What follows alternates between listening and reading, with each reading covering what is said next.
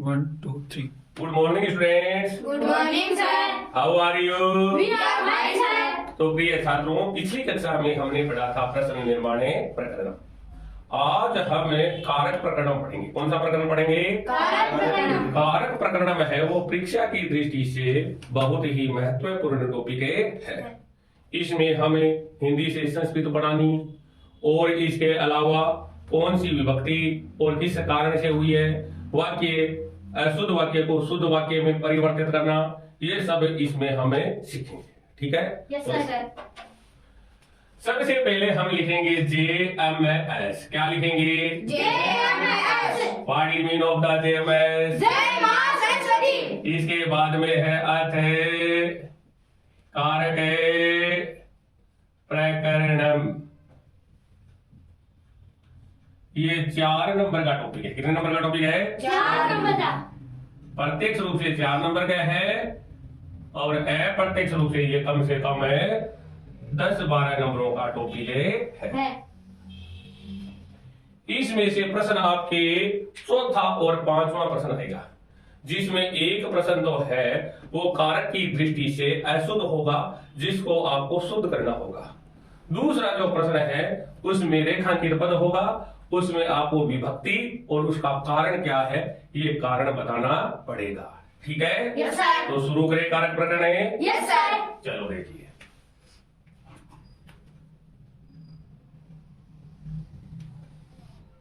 सबसे पहले कारक शब्द की उत्पत्ति कैसे हुई है? क्या है उत्पत्ति? तो देखो, कारक शब्द की उत्पत्ति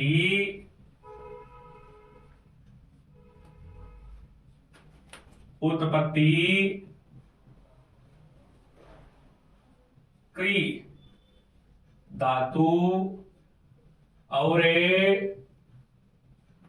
णौल प्रत्यय से हुई है। और कौन से प्रत्यय से हुई है? णौल प्रत्यय से कारक शब्द की उत्पत्ति हुई है।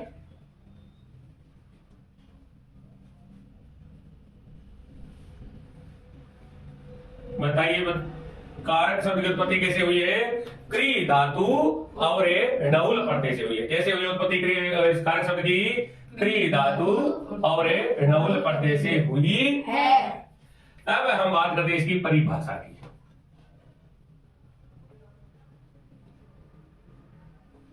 परिभाषा देखो भाई, तो अब हम बात करते हैं परिभाषा की। ठीक है? तो इसकी 2 परिभाषाएं आई है। एक तो है क्रिया जनकत्वम इति कारकम। क्रिया का जो जनक है उसे ही कारक कहते हैं। दूसरा है क्रिया करोति इति कारकम। जो क्रिया को करता है वही कारक है, अर्थात जिसका क्रिया के साथ में साक्षात अथवा परंपरा से संबंध होता है उसे कारक कहते हैं। ठीक है? तो लिखिए परिभाषा, क्रिया में करोति इति कारकम, अर्थात जिसका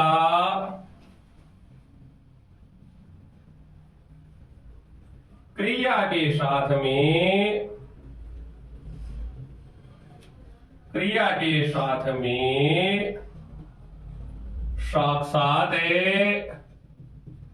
अथवा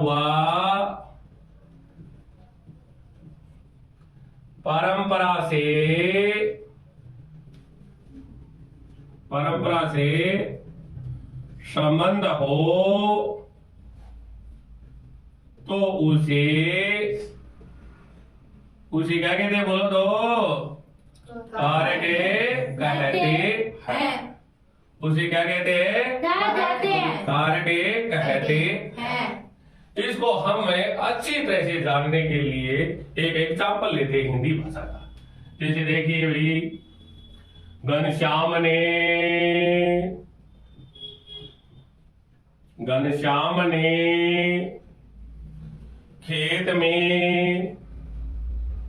खेत में लाठी से सांप को मारा, अब यहाँ पर तो क्रिया तो है एक है, लेकिन इसको हम अच्छी तरह से जानने के लिए थोड़ी इस प्रकार से पढ़ते हैं। पहले क्या करते हैं, घनश्याम ने मारा, किसने मारा बोलो तो, घनश्याम ने मारा। अब अगला देखते हैं, खेत में मारा, किसमें मारा, खेत में। खेत में मारा। फिर आगे देखो भाई, लाठी से मारा, किसे मारा, लाठी से। लाठी से मारा। फिर किसको मारा, सांप को मारा।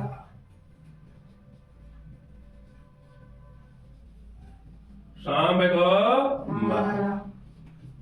अब देखो यहाँ पर घनश्याम और मारा के बीच में सीधा संबंध कौन सूचित कर रहा है, नहीं। खेत और मारा, इन दोनों के बीच में सीधा संबंध कौन सूचित कर रहा है, लाठी और मारा के बीच में परंपरा से संबंध कौन सूचित कर रहा है, सांप और मारा के बीच में संबंध कौन सूचित कर रहा है, ओ। तो इनको हम संस्कृत भाषा में कहते हैं कारक चिन्ह। क्या कहते हैं, कारक चिन्ह, ठीक है। और इन कारक चिन्हों के लिए संस्कृत भाषा में विभक्ति प्रयुक्त होगी। Are you understanding? Yes, sir. ये समझ में आया है? Yes, sir. चलो अब हम इस साइड चलते हैं। जो क्रिया को करता है उसे क्या कहते हैं, कारक कहते हैं। अर्थात जिसका क्रिया के साथ में साक्षात अथवा परंपरा से संबंध होता है उसे कारक कहते हैं। सीधा संबंध कैसे होता है, इसको जानने के लिए एक उदाहरण प्रस्तुत किया जा रहा है। जैसे यथा हे मनुष्याः, हे मनुष्याः,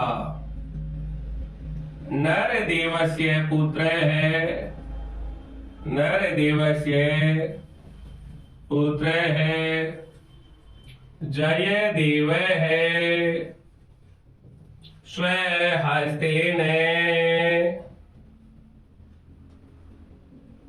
स्व हस्तेन निर्धनेभ्य है, निर्धनेभ्य है, पोषात ग्राम्य धन में ददाति। हे मनुष्याः, नर देवस्य पुत्र है, जय देव है, स्व हस्तेन निर्धनेभ्य है, कोशात ग्रामे धनम ददाति। यानी हे मनुष्यों, नर देव के पुत्र जय देव ने अपने हाथ से निर्धनों को कोष से गांव में धन दिया।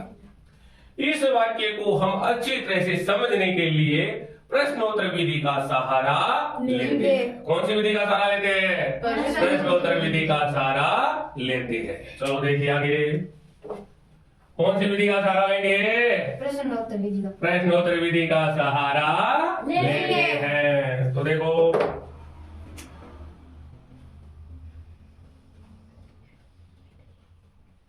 यहां तक शायद आ जाएंगे क्योंकि 6 प्रश्न आएंगे, ठीक है। तो यहां पर तो लिखेंगे हम, पहले कॉलम में लिखेंगे प्रश्न संख्या। कौन सी संख्या लिखेंगे? प्रश्न संख्या। फिर यहां पर लिखेंगे प्रश्न है या प्रश्न, ठीक है। फिर यहां पर लिखेंगे हम उत्तरम। क्या लिखेंगे? उत्तरम। उत्तरम के बाद में हम लिखेंगे विभक्ति ही। क्या लिखेंगे? विभक्ति ही। विभक्ति ही। और विभक्ति के बाद में हम लिखेंगे कारकम। क्या लिखेंगे? कारकम। तो चलो देखो,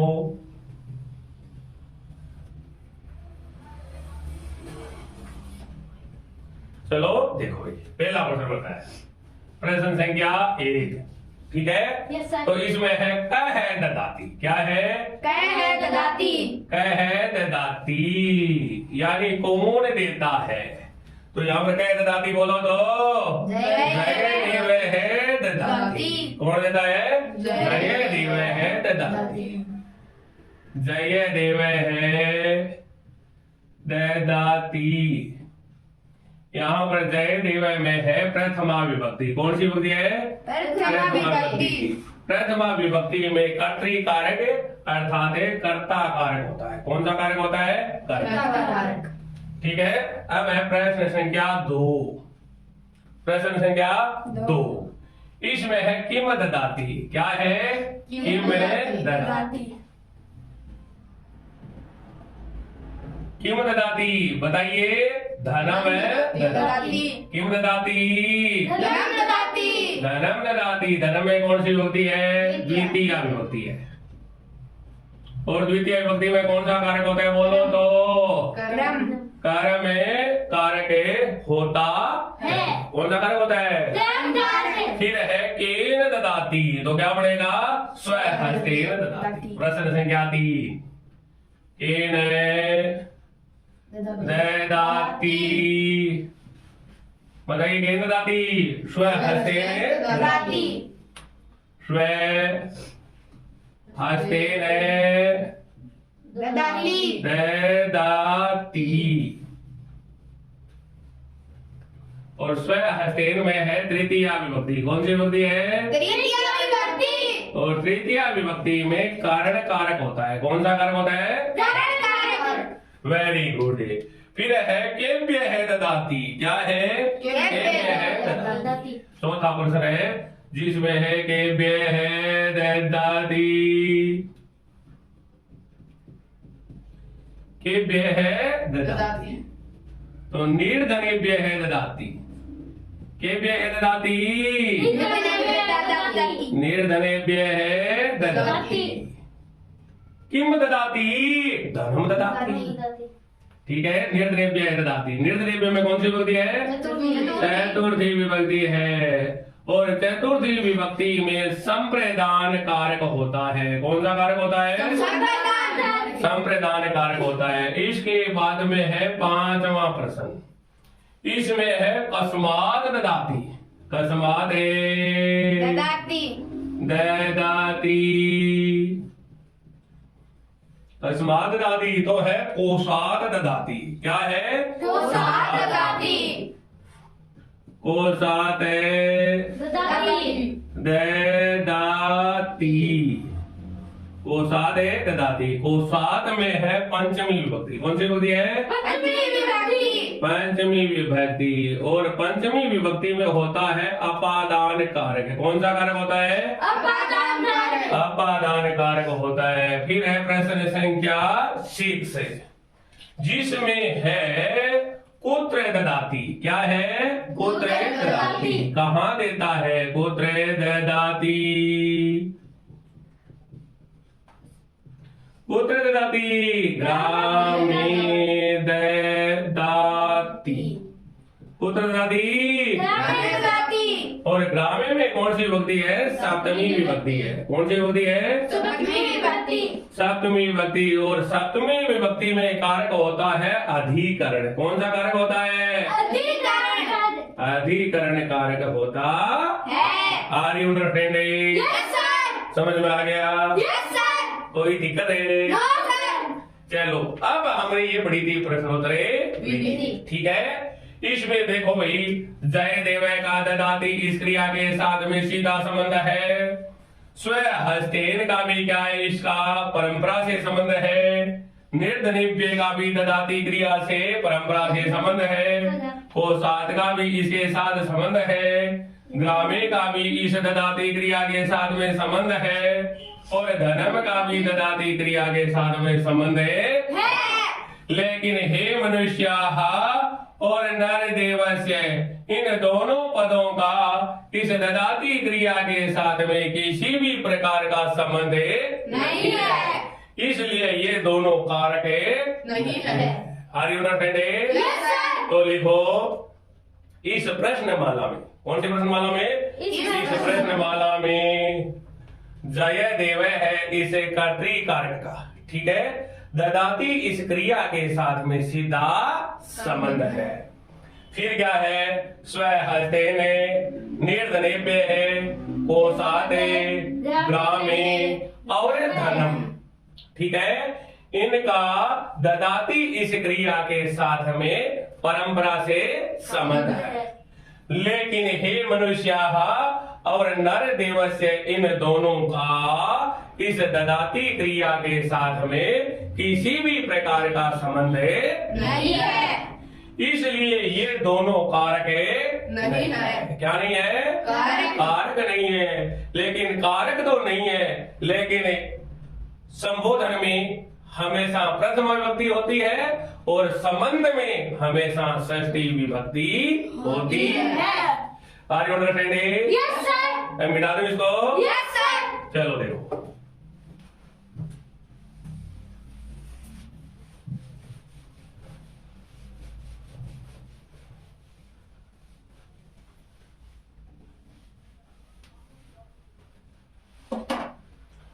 अब देखिए आगे।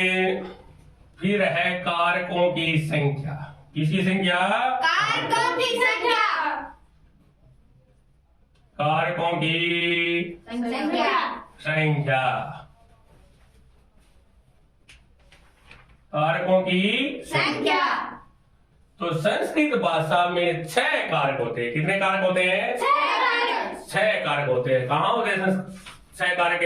संस्कृत भाषा में। तो लिखिए, संस्कृत भाषा में 6 कारक होते हैं। कितने कारक होते हैं? 6। संस्कृत भाषा में 6 कारक होते हैं। कौन कौन से होते हैं? इसके लिए एक श्लोक है। बोलोगे क्या भाई? Yes sir. क्या लिखवा दूं पहले? Yes sir. पहले मैं लिखवा देता हूँ, ठीक है? Yes sir. क्या है देखो, करता करम करण में चय है। देखो ये चय कहीं पर तो यहाँ पर लिखा हुआ है, ठीक है, और कहीं पर यहाँ पर लिखा हुआ है, लेकिन अर्थ है वही रहेगा, कोई चेंज नहीं होगा। करता करम करण में चय संप्रदानम तथैव चय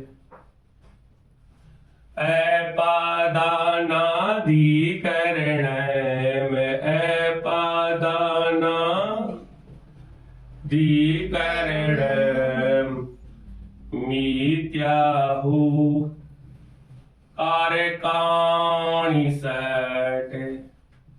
कारकाणि सट। Are you understanding? Yes sir. एक बार आप इसका मेरे पीछे पीछे उच्चारण करोगे, ठीक है? Yes sir. हाँ, मैं उच्चारण करूंगा, पहले तो इनका करूंगा तो आप मेरे पीछे पीछे बोलोगे। Yes sir. फिर मैं ये बोलूंगा तो आप पीछे पीछे बोलोगे। Yes sir. फिर मैं ये बोलूंगा, जिसमें क्या बोलूंगा? अपादानाधिकरणम बोलूंगा। क्या बोलूंगा? अपादानाधिकरणम। धिकरणम ये अलग बोलूंगा, और फिर ये है यहाँ पर इत्याहु बोलूंगा। क्या बोलूंगा? इत्याहु। फिर दोनों मिला करके बोलूंगा, जिससे आपका उच्चारण है वो शुद्ध हो जाएगा। बोले क्या? Yes sir. मेरे पीछे बोलना है। Yes, sir. You speak after me, I speak before you. Are you understanding? Yes sir. बोलो, करता करम कारणम चय। बोलो, करता करम करणम चय।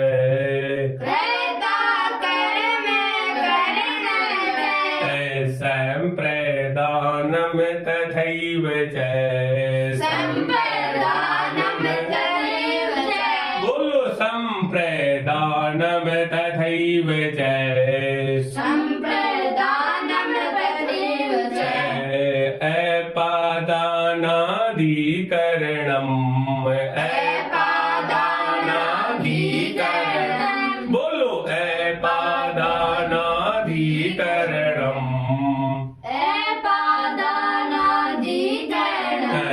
मैं इत्याहु कारकाणि षट्। इत्याहु कारकाणि षट्। बोलो, इत्याहु कारकाणि षष्ठी। अब हम साथ में बोलेंगे, ठीक है? Yes sir. बोलो कर्ता कर्म करणम च संप्रदानम तथैव च अपादानाधिकरणम इत्याहु कारकाणि षष्ठी। बोलो कर्ता कर्म करणम च संप्रदानम तथैव च अपादानाधिकरणम इत्याहु कारकाणि षष्ठी।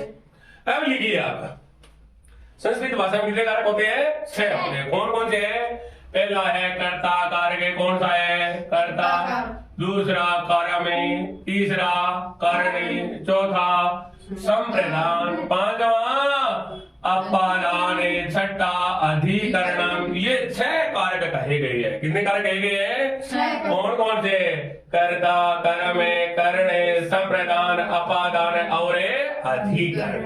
ये संस्कृत भाषा में 6 कारक कहे गए है। कितने कारक कहे गए हैं? 6। हाँ, संबंध और संबोधन को कारक तो नहीं माना गया है, लेकिन संबंध में षष्ठी विभक्ति होती है और संबोधन में हमेशा प्रथमा विभक्ति होती है। Are you understanding? Yes sir. अब हम पढ़ेंगे प्रथमा विभक्ति। कौन सी विभक्ति पढ़ेंगे? प्रथमा विभक्ति। प्रथमा विभक्ति पढ़ेंगे। शुरू कर दे प्रथमा विभक्ति। Yes sir. ब्लैक बोर्ड साफ कर दूं? Yes sir. इस साइड से हटा दूंगी है। अब हम पढ़ेंगे प्रथमा विभक्ति। कौन सी विभक्ति पढ़ेंगे? प्रथमा विभक्ति। प्रथमा विभक्ति पढ़ेंगे। अब है प्रथमा विभक्ति। कौन सी विभक्ति है? प्रथमा विभक्ति। प्रथमा विभक्ति। प्रथमा विभक्ति के 5 नियम है। कितने नियम है? 5 5 नियम है। पहला नियम है, कौन सा नियम है? पहला नियम। नियम नंबर 1, सूत्र इसका स्वतंत्र है कर्ता। क्या नाम है सूत्र का? स्वतंत्र है कर्ता। क्या नाम है? स्वतंत्र है कर्ता। स्वतंत्र है कर्ता। सूत्र का क्या नाम है? स्वतंत्र है कर्ता। ये क्या कहता है वो आप लिखिए। मैं बोल के लिखाऊं या लिख के लिखाना है? बोलो। बोल के लिखा दो। बोल के लिखा दूं तो लिखो, जो क्रिया को करने में, जो क्रिया को करने में, मिस्टेक करोगे थोड़ा लिखा देता हूं मैं। जो क्रिया को करने में, जो क्रिया को करने में स्वतंत्र होता है। क्या होता है? स्वतंत्र होता है। उसे कर्ता कहते हैं। क्या कहते हैं उसे? कर्ता कहते हैं। कर्ता कहते हैं। और कर्ता में प्रथमा विभक्ति होती है। और कर्ता में कौन सी विभक्ति होती है? प्रथमा विभक्ति। और कर्ता में प्रथमा विभक्ति होती है। कौन सी विभक्ति होती है? प्रथमा विभक्ति होती जो है। क्रिया को करने में स्वतंत्र होता है उसे कर्ता कहते हैं। और कर्ता में कौन सी विभक्ति होती है? प्रथमा विभक्ति होती है। यथा रामे पठति। परीक्षा की दृष्टि से प्रश्न आएगा तो कैसे आएगा? जैसे रामे को रेखांकित किया गया होगा और आपको पूछा जाएगा यहाँ पर विभक्ति कौन सी है और इसका कारण क्या है। आपको विभक्ति बतानी है और इसका कारण बताना है। तो रामे में कौन सी विभक्ति है? बोलो तो प्रथमा विभक्ति है। कौन सी विभक्ति है? प्रथमा विभक्ति। प्रथमा विभक्ति। अब लिखना है आपको कारण। कारण क्या है? स्वतंत्र है कर्ता इति सूत्रेण। इति सूत्रेण। अगर इस प्रकार से प्रश्न आएगा तो आपको ये जवाब देना है। क्या देना है? इसमें पूछा जाएगा विभक्ति और उसका कारण क्या है, तो विभक्ति कौन सी है? प्रथमा विभक्ति। कारण क्या है? स्वतंत्र है कर्ता इति सूत्रेण। या फिर वाक्य अशुद्ध मिलेगा। जैसे यहाँ पर दे दिया रामेण पठती, तो वाक्य को शुद्ध करो, तो क्या करोगे यहाँ पे रामेण पठती, वाक्य अशुद्ध मिलेगा तो शुद्ध करना है। और इस प्रकार से मिला तो आपको विभक्ति और कारण बताना है, वो आपको दिया हुआ मिलेगा। ठीक है, यस सर। इसी प्रकार घनश्यामे पुस्तक में पठती, यहाँ पर घनश्यामे को रेखांकित किया गया है। किसको रेखांकित किया गया है? घनश्यामे को। आपको पूछा जाएगा यहाँ पर विभक्ति कौन सी है, तो बताइए भाई विभक्ति कौन सी है? प्रथमा विभक्ति। कारण क्या है? स्वतंत्र है कर्ता इति सूत्रे है। लिख लोगे क्या? Yes sir. क्या लिखोगे बोलो तो? प्रथमा विभक्ति स्वतंत्र कर्ता इति सूत्रे है। इसी प्रकार देखिए आप, दीपक है, स्व है, ग्रामम है, गमिष्यति। यहाँ पर दीपक को रेखांकित किया गया और पूछा गया विभक्ति कौन सी है, उसका कारण क्या है, तो बताइए विभक्ति कौन सी है? प्रथमा विभक्ति। और कारण है स्वतंत्रता इति सूत्रे है। Are you understand? Yes sir. Very good. इसी प्रकार रामदेव है, रामदेव है, संस्कृत में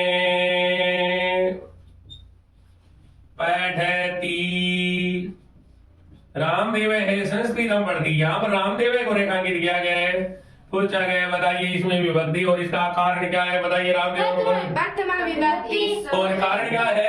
स्वतंत्रता इति सूत्रे। हाँ, प्रथमा विभक्ति स्वतंत्र कर्ता इति सूत्रे। Are you understanding? Yes sir. तो सभी का उत्तर क्या है? यही होगा। ठीक है, यस सर। अब हम चलते हैं नियम नंबर 2 में। कौन से नियम में? दूसरे में। ठीक है, तो देखो भाई इनको बैठा दूं क्या? Yes sir. हाँ, तो देखो नियम नंबर 2, नियम नंबर 2।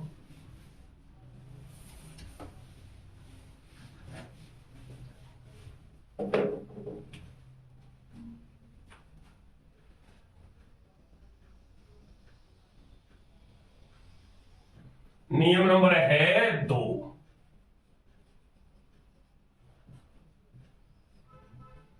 नियम दूसरा है कर्म वाच्य के, कर्म वाच्य के। कौन से वाच्य के? कर्म वाच्य के। कर्म वाच्य के अनुक्त, अनुक्त कर्म में भी में प्रथमा विभक्ति, विभक्ति होती है। कर्म वाच्य के अनुक्त कर्म में भी प्रथमा विभक्ति होती है। यथा मैया ग्रंथ है पठ्यते, क्या दिया गया है? मैया ग्रंथ है पठ्यते, ग्रंथ को रेखांकित किया गया है और आपसे पूछा गया यहाँ पर विभक्ति कौन सी है और इसका कारण क्या है, तो आप क्या लिखोगे बोलो तो? इसके उत्तर 2 प्रकार से दिया जा सकता है। कारणम विभक्ति लिख करके लिख सकते हैं। अस्मिन् वाक्ये कर्म वाच्य से अनुक्त कर्मणि अपि द्वितीया विभक्ति ही भवति, ऐसा भी लिख सकते हैं। अगर ऐसा नहीं लिखे तो आप ऐसे लिखते द्वितीय विभक्ति नहीं, प्रथमा विभक्ति। कौन सी विभक्ति? प्रथमा विभक्ति। कौन सी विभक्ति लिखोगे? प्रथमा विभक्ति। कौन सी विभक्ति है? प्रथमा विभक्ति।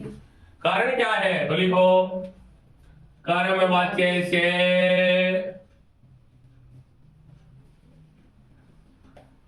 अनुक्त कर्मणि, कर्म वाच्य से अनुक्त कर्मणि, बस इतना लिखना है। लिख दोगे ना? Yes sir. इसी प्रकार त्वया पाठ है पठ्यते, यहाँ पर पाठ्य को रेखांकित किया गया है, पूछा गया विभक्ति और उसका कारण क्या है। तो क्या लिखोगे? प्रथमा विभक्ति ही कर्मवाच्य से अनुक्तः कर्मणि। Are you understanding? Yes, sir. लिख दोगे क्या? Yes, sir. ये ही उत्तर इसका होगा। इसी प्रकार रामेण लेख है लिख्यते, रामेण लेख है लिख्यते, यहाँ पर लेख है को रेखांकित किया गया है और पूछा गया आपको विभक्ति और इसका कारण बताना है। बताइए विभक्ति कौन सी है? प्रथमा विभक्ति। कारण क्या है? कर्मवाच्य से अनुक्तः कर्मणि। इसी प्रकार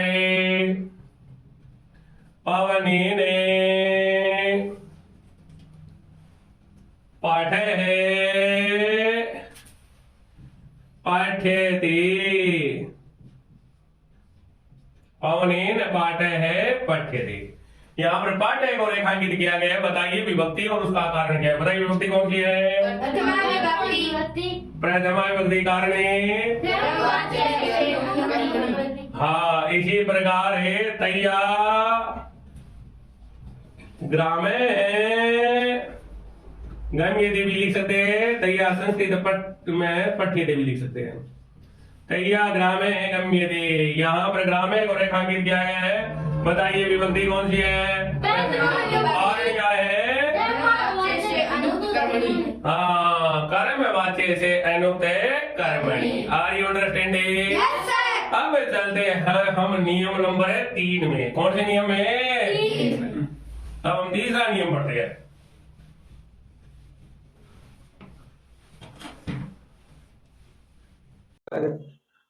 तो अब है नियम नंबर 3। कौन सा नियम है? 3। नियम नंबर 3।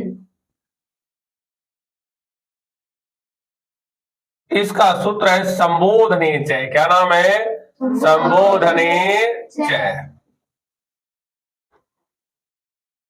संबोधने च कहता है कि संबोधन में भी प्रथमा विभक्ति होती है। संबोधन में भी कौन सी विभक्ति होती है? प्रथमा विभक्ति होती है। संबोधन में प्रथमा विभक्ति होती है। संबोधन में कौन सी विभक्ति होती है? प्रथमा। यथा हे बालकाः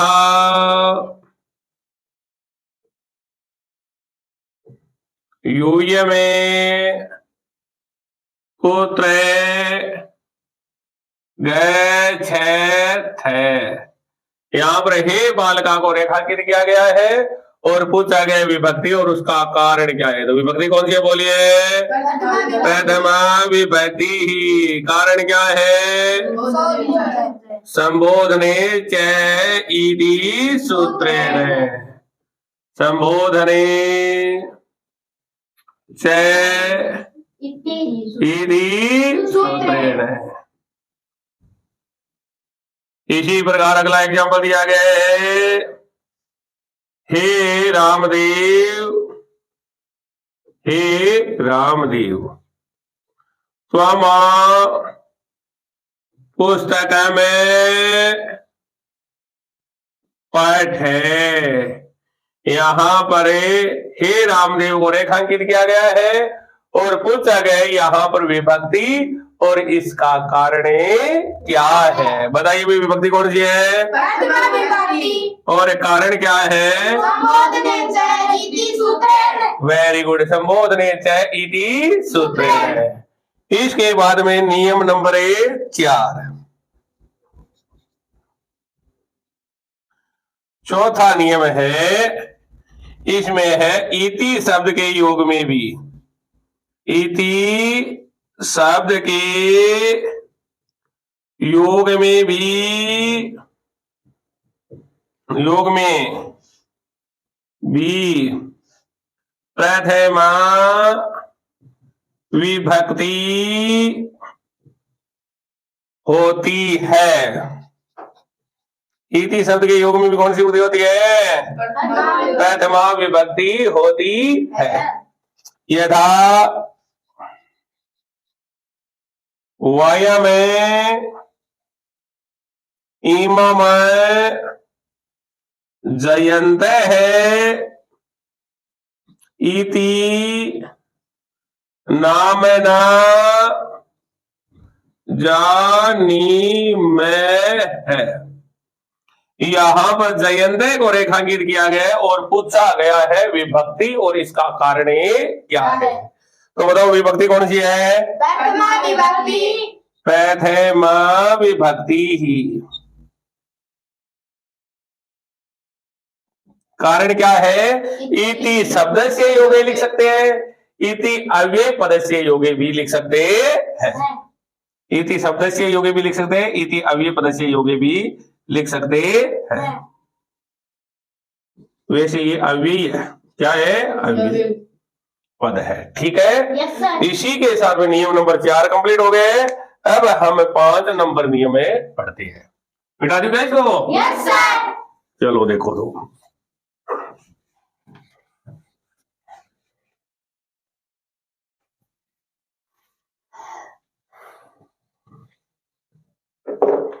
इसके बाद में नियम नंबर 5।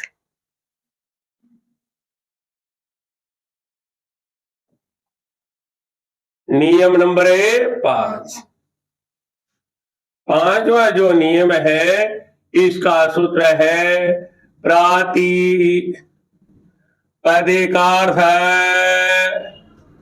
लिंग परिमाणे वचन मात्रे प्रथमा। इसका सूत्र है प्रातिपदिकार्थ लिंग परिमाण वचन मात्रे प्रथमा। ये सूत्र है। ये कहता है किसी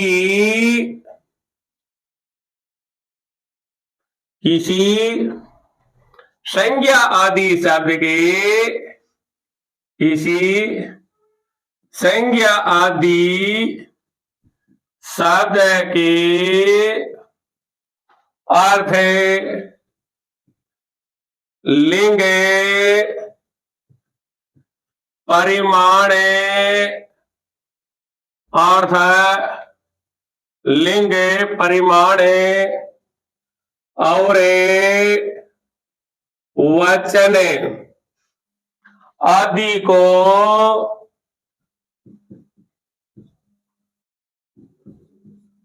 प्रकट करने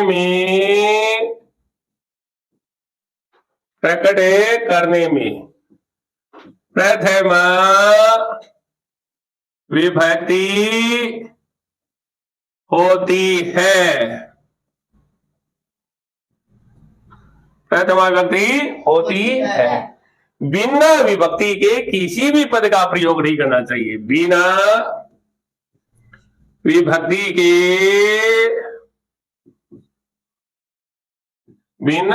के किसी भी पद का प्रयोग नहीं करना चाहिए। क्या नहीं करना चाहिए?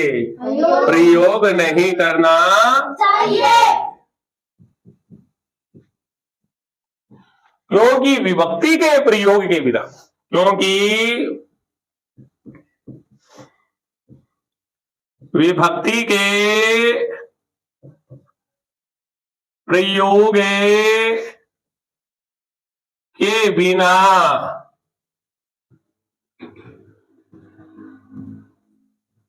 कोई भी पद,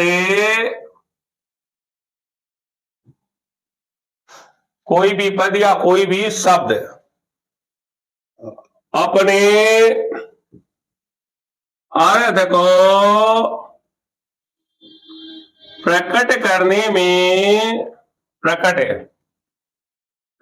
में सक्षम नहीं होता है। इसलिए विभक्ति से युक्त पद का ही प्रयोग करना चाहिए। इसलिए विभक्ति से युक्त पद का ही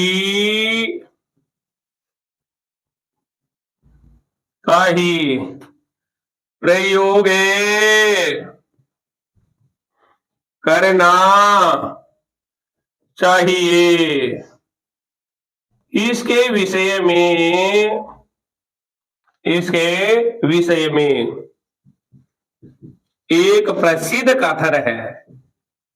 एक प्रसिद्ध कथन है। प्रसिद्ध कथन क्या है? ए पदम न प्रयुञ्जीत।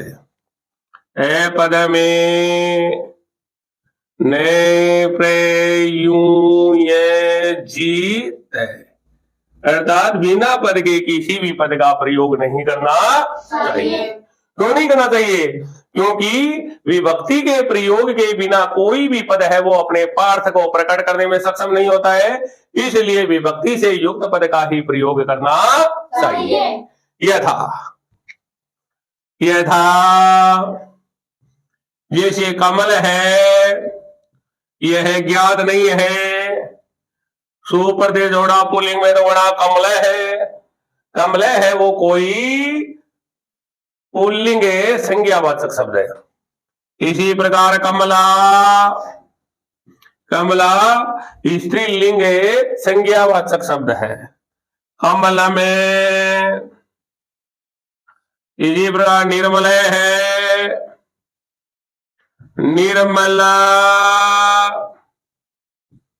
निर्मला में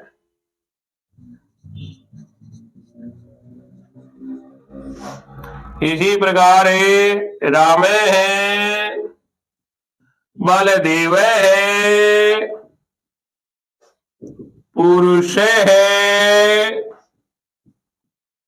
लता,